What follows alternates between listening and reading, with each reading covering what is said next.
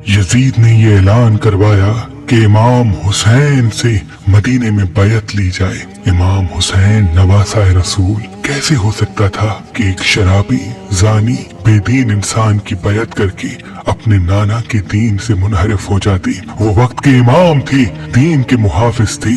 उन्होंने ये ऐलान किया कि ऐ यजीद, अगर तू मेरे नाना की शरीयत का मुनकर है, उसके दीन पे अमल नहीं करता, तो कैसे हो सकता है मैं तेरी बैत करूं। यजीद को ये बात इतनी बुरी लगी कि उसने इमाम हुसैन को शहीद करवाने का हुक्म जारी कर दिया। यजीद और उनके साथियों की यही कोशिश थी कि मदीने में ही आले मोहम्मद को कत्ल किया जाए। इमाम हुसैन को जैसे ही इस बात का इल्म हुआ तो आपने अपने तमाम अजीज व अकारिब से कहा, चलो, मैं नहीं चाहता कि मेरा खून नाहक मेरे नाना रसूलुल्लाह के शहर में बहे। बस आप अपने नाना हजरत मोहम्मद मुस्तफा सल्लल्लाहु अलैहि वसल्लम की कब्र मुबारक पे आते हैं और रो के फरियाद बुलंद करते हैं कि ऐ नाना, अब तेरी उम्मत मुझे तेरे शहर में रहने नहीं देती। रोते रोते आपकी आंख लगती है। आप ख्वाब देखते हैं कि हजरत मोहम्मद मुस्तफा सल्लल्लाहु अलैहि वसल्लम फरमाते हैं, ऐ मेरे हुसैन,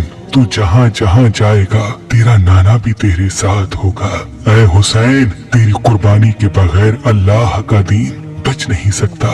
इमाम हुसैन ख्वाब से बेदार होते हैं। अपने नाना रसूलुल्लाह के रोजे को सलाम करके अपनी माँ से अलविदा कह के तमाम बच्चों को, साथियों को लेके मदीने से रवाना होते हैं। तारीख ने लिखा, इमाम हुसैन की एक बेटी जो शबीह बीबी फातिमा ज़हरा सलाम अलैहा थी, जिनका नाम इमाम हुसैन ने फातिमा सुगरा रखा था, उस वक्त आप बीमार थी और इमाम हुसैन को ये इल्म था कि उनकी शहादत के बाद उनकी बेटियों को, बहनों को आले मोहम्मद की मस्तूरात को कैद किया जाएगा और कूफा और शाम के बाजारों में फिराया जाएगा, उनको पत्थर मारे जाएंगे। तभी इमाम हुसैन ये नहीं चाहते थे कि बीबी सैयदा फातिमा ज़हरा सलाम अलैहा की हम शक्ल बीबी भी बाजारों में आए। बस अपनी बेटी से अलविदा कह के मक्के की तरफ रवाना हो जाते हैं, क्योंकि मक्के में अल्लाह का घर है और मक्के की जमीन पूरी दुनिया के लिए अमन की जमीन है।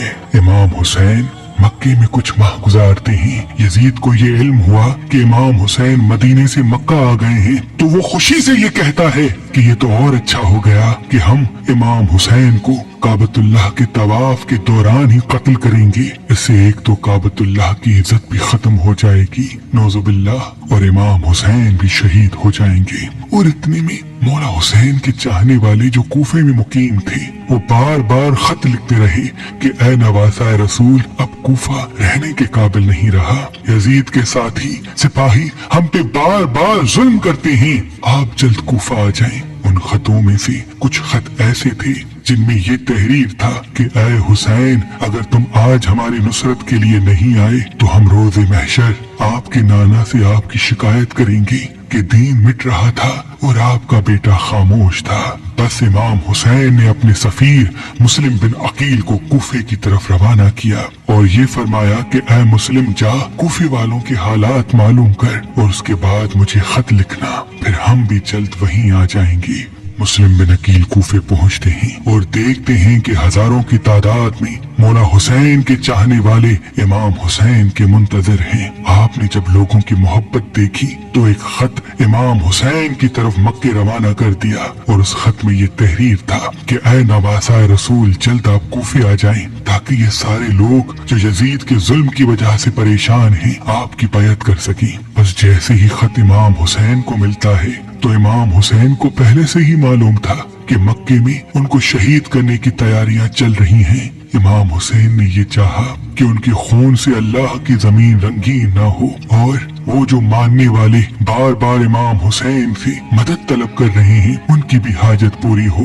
तो आप अपने बच्चों को, बहनों को, साथियों को लेके मक्के से हिजरत करके कूफा की तरफ रवाना हो जाते हैं। और वहाँ इस बात का इल्म जब यजीद को होता है कि कूफे वालों ने मुस्लिम बिन अकील की बैत कर ली है, तो आप बेरहम, बेदीन और मोहम्मद व आले मोहम्मद से नफरत करने वाले उबैदुल्लाह इब्न ज़ियाद को कूफे का गवर्नर बनाते हैं ताकि वो आले मोहम्मद के चाहने वालों पे जुल्म कर सके, मुस्लिम की बैत तोड़ सके। बस इब्न ज़ियाद किसी का सर कटवाता है, किसी को सोने से खरीदता है, किसी पे जुल्म करता है, किसी को लालच देता है और रफ्ता रफ्ता लोग हजरत मुस्लिम बिन अकील से दूर होते जाते हैं, यहाँ तक कि आप तन्हा रह जाते हैं और कूफे की गलियों में फिरते रहते हैं और कहते रहते हैं, ऐ कूफे वालों, तुमने तो मुझे खत लिख के बुलाया था और आज अपने अपने घरों में ऐसे छुप के बैठे हो जैसे तुम मुझे जानते ही नहीं। हजरत मुस्लिम बिन अकील चलते चलते एक घर के पास आते हैं और उसकी दहलीज पे बैठ जाते हैं। उस घर से एक बूढ़ी औरत निकलती है। जैसे इस जवान को देखती है तो कहती है, ऐ जवान चले जाओ,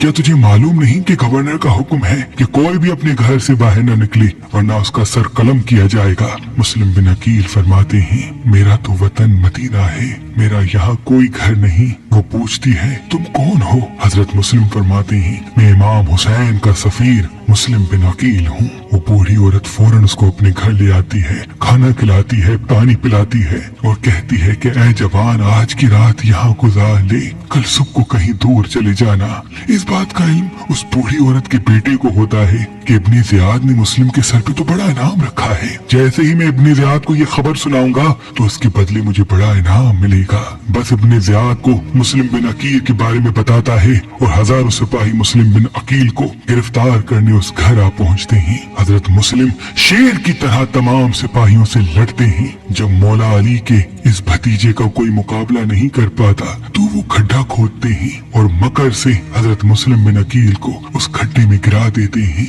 आपको गिरफ्तार करके जैसे ही इब्न ज़ियाद के दरबार में ले आते हैं, इब्न ज़ियाद हंस के कहता है, ऐ मुस्लिम देख, आज हमने तुम्हें गिरफ्तार कर लिया, अनकरीब हम तेरे इमाम को भी शहीद कर लेंगे। हजरत मुस्लिम बिन अकील फरमाते हैं, ऐ जालिम डर, वो अल्लाह के दीन की हिफाजत कर रहा है और तू शैतान की पूजा कर रहा है। ये माले दुनिया कब तक तेरे काम आएगा? अनकरीब तू भी मर जाएगा, ये तेरा दबदबा मर्तबा खत्म हो जाएगा और उस कब्र में सिवाय तुम्हारे आमाल के कुछ नहीं होगा। वो हंस के कहते हैं कि हम इन बातों को नहीं मानते। फिर वो कहते हैं, ऐ मुस्लिम, अपनी कोई ख्वाहिश हो तो बता। हजरत मुस्लिम बिन अकील फरमाते हैं, मेरी एक ही ख्वाहिश है कि मेरा पैगाम मेरे इमाम हुसैन तक पहुंचाया जाए कि वो कूफा ना आए, क्योंकि कूफा के लोग बेवफा हैं। इब्न ज़ियाद और उसके दरबार वाले हंसते रहे और मुस्लिम बिन अकील को दारुल उमारा की छत से गिरा देते हैं। जैसे ही आप शहीद होते हैं तो आप अपने इमाम हुसैन को आखिरी सलाम करते हैं और फरमाते हैं, ऐ मेरे मौला हुसैन,